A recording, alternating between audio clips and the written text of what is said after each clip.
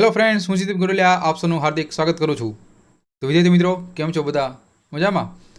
તો વિદ્યાર્થી મિત્રો, લાસ્ટ લેક્ચરમાં આપણે micro processor and controller application A subject વિશે મેં તમને સંપૂર્ણ માહિતી આપી કે આ ચેપ્ટરમાંથી કેટલું પૂછાય છે. ઓવરઓલ આખો સિલેબસ વિશે મેં તમને માહિતી આપી. આજે એક નવો સિલેબસ લઈને આવી ગયું છું જેનું નામ છે EICM.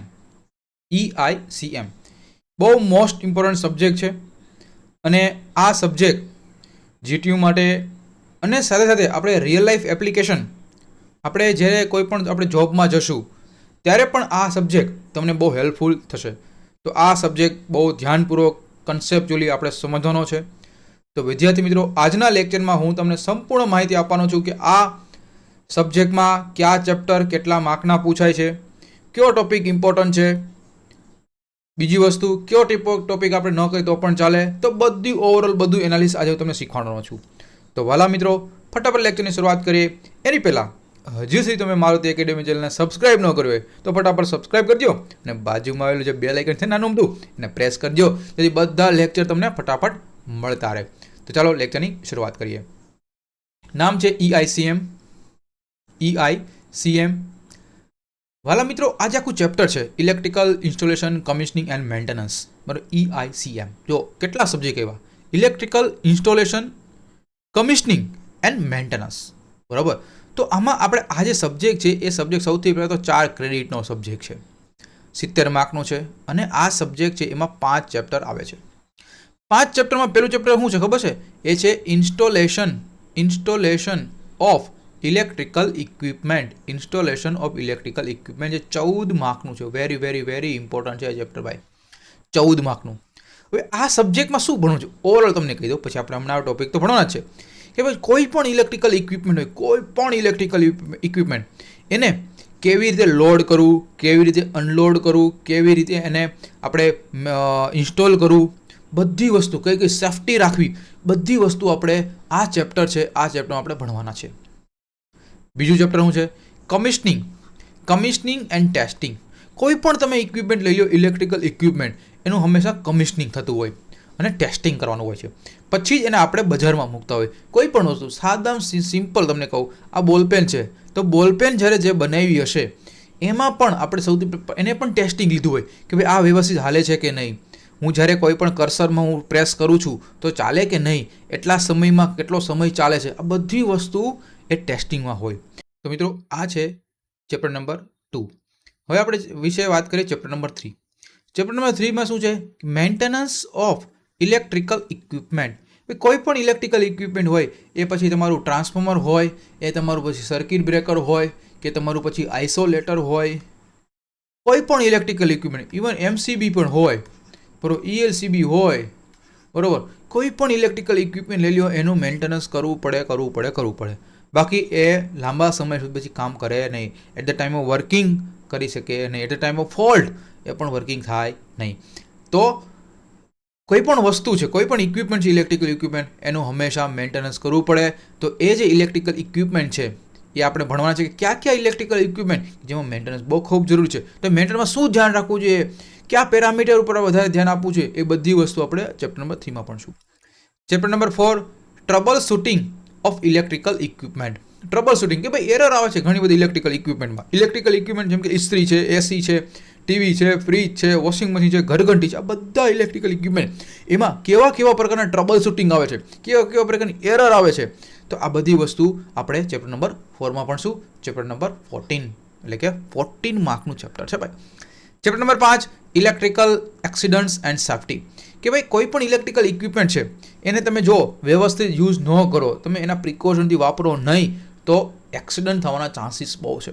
તો કયા પ્રિકોશન રાખવા પડે જેથી એક્સિડન્ટ ન થાય, કેવા પ્રકારની સેફટી રાખવી પડે જેથી એક્સિડન્ટ ન થાય. તો આ બધી વસ્તુ આપણે ચેપ્ટર નંબર 5માં ભણશું. અને એ પણ ચેપ્ટર નંબર શું છે? એ 14 માર્કનું ચેપ્ટર છે. વેરી ઇઝી ચેપ્ટર અને 14 માર્ક રોકડિયા માર્ક હો ભાઈ.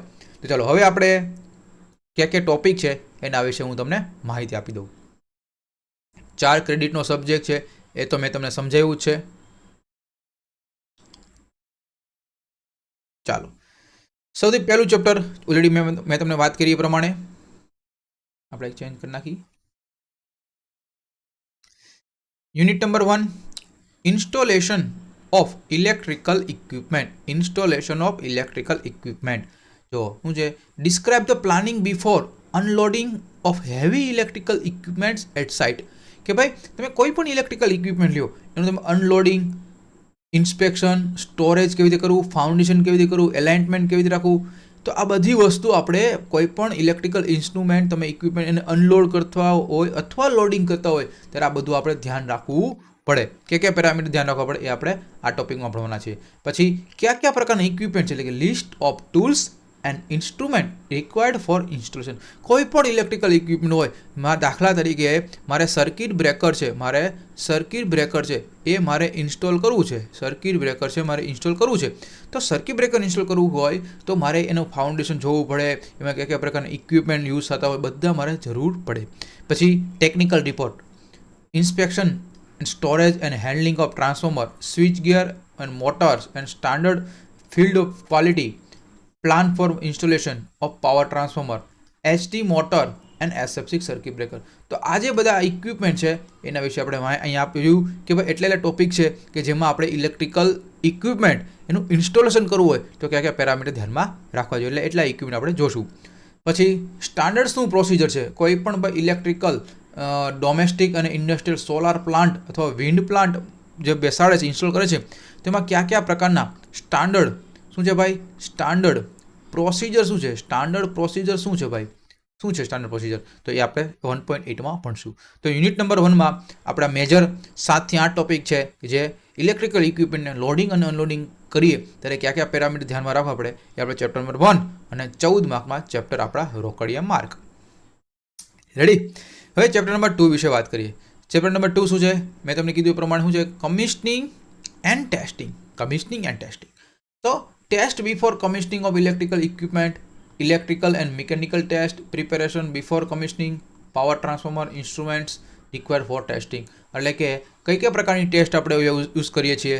તો સ્પેસિફિક ટેસ્ટ હોય, ટ્રાન્સફોર્મર છે, સર્કિટ બ્રેકર છે, મોટર છે, તો આમાં આપણે સ્પેસિફિકલી આપણે ટેસ્ટ કરતા હોય છે. ટ્રાન્સફોર્મરમાં અલગ પ્રકારની ટેસ્ટ કરતા હોય, ઇન્ડક્શન મોટરમાં, અલ્ટરનેટરમાં, સિંક્રનસ મોટરમાં. તો કયા પ્રકારની સ્પેસિફિક ટેસ્ટ લઈએ છીએ એ આપણે 2.2માં ભણશું. પછી કમિશનિંગ, પછી ટ્રાન્સફોર્મરમાં ઇન્સ્યુલેશન ઓઇલ હોય છે, તો કયા ઇન્સ્યુલેશન જે આપણે ઓઇલ હોય, બરાબર, ટ્રાન્સફોર્મરનું ઓઇલ. તો ટ્રાન્સફોર્મરનું ઓઇલ છે એ કેવું હોવું જોઈએ ભાઈ, કેવું હોવું જોઈએ. તો એની પ્રોપર્ટી છે, અલગ પ્રોપર્ટી છે, એ આપણે ભણશું. પછી ફિલ્ટરિંગ અને પ્યોરિફાઈંગ એને કરવું માટે એટલે કઈ મેથડ છે, સ્ટાન્ડર્ડ ટેસ્ટ લેવાની છે, તો એ બધું આપણે આમાં 2.4માં ભણશું. પછી measurement of insulation resistance and polarization index, very most IMP topic. Polarization index એક્ઝામમાં પૂછાય છે ભાઈ. પછી આ પણ પૂછે છે factor affecting the insulation resistance of insulating materials. કે ભાઈ ઇન્સ્યુલેટિંગ કોઈ પણ ઇન્સ્યુલેટિંગ મટીરિયલ હોય તો એની ઉપર જે ચડાવેલું આ ઇન્સ્યુલેટિંગ મટીરિયલ છે, બરાબર, ઇન્સ્યુલેશન, એના ઉપર જે આ વસ્તુ લગાડેલું હોય તો એનો કેટલો રેઝિસ્ટન્સ હોય, તો એ વસ્તુ આપણે અહીં જોવાનું છે. પછી drying the winding of electrical equipments and its record. એટલે તમે જોઈ શકો, તમને ખબર છે કે ભાઈ આપણું આ ટ્રાન્સફોર્મર છે, બરાબર, આવું ટ્રાન્સફોર્મર હોય તો ટ્રાન્સફોર્મર જે વાઇન્ડિંગ આવે એ વાઇન્ડિંગને તમારે શું કરવું પડે, ડ્રાઇંગ કરાવવું પડે, ઘણી વખત એવું થાય. પછી જે ઇન્ડક્શન મોટર હોય, શું હોય, ઇન્ડક્શન મોટર હોય તો એ ઇન્ડક્શન મોટર છે એની અંદર શું આવે તમને ખબર છે, આર્મેચર કોઇલ આવે, બરાબર. પછી ફિલ્ડ વાઇન્ડિંગ આવે, ફિલ્ડ વાઇન્ડિંગ આવે. તો આજે છે એને મારે ડ્રાઇંગ કરવું પડે, બરાબર. તો એની કેવી રીતે કરવું, એને રેકોર્ડ કરવો હોય તો શું, તો એ બધું આપણે આમાં ભણશું. પછી test before and after the commissioning of the power transformer. જ્યારે તમે ઇન્સ્ટોલેશન કરો છો કોઈ પણ ઇક્વિપમેન્ટ એટલે કે પર્ટિક્યુલર અહીંયા આપણે ટ્રાન્સફોર્મરની વાત કરીએ છીએ તો એ ટ્રાન્સફોર્મરનું આપણે કયા પ્રકારની ટેસ્ટ પહેલાં લેવાની અને પછી લેવાની એ જોશું. પછી ટેસ્ટ રિપોર્ટ દેવાનો કે બરાબર છે કે નહીં, બધું. Standard procedure for commissioning domestic and industrial solar plant and wind plant, જે ઓલા પ્રમાણે કર્યું હતું એ પ્રમાણે આપણે આગળ ચેપ્ટર જોયું હતું ને, સેમ એજ. ચેપ્ટર નંબર 3 કે જેનું નામ છે maintenance of electrical equipment.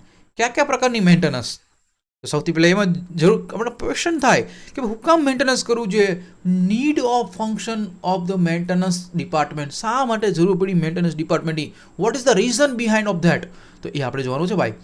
Reason of failure of electrical equipment, કે ભાઈ ઇલેક્ટ્રિકલ ઇક્વિપમેન્ટ વારંવાર ફેલ થતા હતા, એટલા માટે ઇલેક્ટ્રિકલ ઇક્વિપમેન્ટનું મેન્ટેનન્સ કરવું પડે ભાઈ. પ્રિવેન્ટિવ, કેટલા પ્રકારના મેન્ટેનન્સ આવે? સૌથી પહેલું છે પ્રિવેન્ટિવ મેન્ટેનન્સ, બ્રેકડાઉન મેન્ટેનન્સ, બરાબર. આ જે બે અગત્યના મેન્ટેનન્સ છે એ બહુ ખાસ અગત્યના છે. પ્રિવેન્ટિવ મેન્ટેનન્સ શું કામ જરૂર પડી? Classification, activities, advantage and disadvantage, frequency of maintenance. અને બ્રેકડાઉન મેન્ટેનન્સમાં શું છે, એનો એડવાન્ટેજ અને એની એક્ટિવિટી. હવે મેન્ટેનન્સ આપણે કરીએ તો ખરા, પણ એનું અલગ અલગ શેડ્યુલ હોય. દાખલા તરીકે ભાઈ કાલે મારે મેન્ટેનન્સ કરવું છે કોઈ પણ ઇક્વિપનું, સાદું સિમ્પલ સમજાવું. મારી પાસે એક બાઇક છે, એ બાઇક મારે કાલે ગેરેજે મૂકવા જવી હોય તો પહેલાં મારે રાત્રે વિચારવું પડે કે અમારામાં ટાયર બદલાવવાનું છે, ટ્યુબ બદલાવવાનું છે, એન્જિન કરાવવું છે. તો આ બધી વસ્તુ બિફોર આપણે મેન્ટેનન્સ કરાવવું છે, બરાબર. મેન્ટેનન્સ કરાવવું હોય તો એની પહેલાં બધી વસ્તુ મારે ધ્યાનમાં રાખવી જોઈએ. એવી જ રીતે કોઈ પણ ઇલેક્ટ્રિકલ ઇક્વિપમેન્ટ હોય, transformer, motor, generator, electric synchronous motor, તો એમાં મારે શું કરવું પડે? Prepare factors. Vote are the factors of preparing maintenance schedule? Maintenance schedule માટે કયા કયા પ્રકારના ફેક્ટર જરૂર છે તે આપણે જોશું. પછી maintenance schedule of transformer below and above 1000 kVA. Below 1000 kVA ત્યારે કયા કયા ફેક્ટર કામ કરે છે? અબવ 1000 kVA શું ફેક્ટર કરે છે એ બધા આપણે જોશું. પછી induction motor, SF6 circuit breaker અને અલ્ટરનેટર.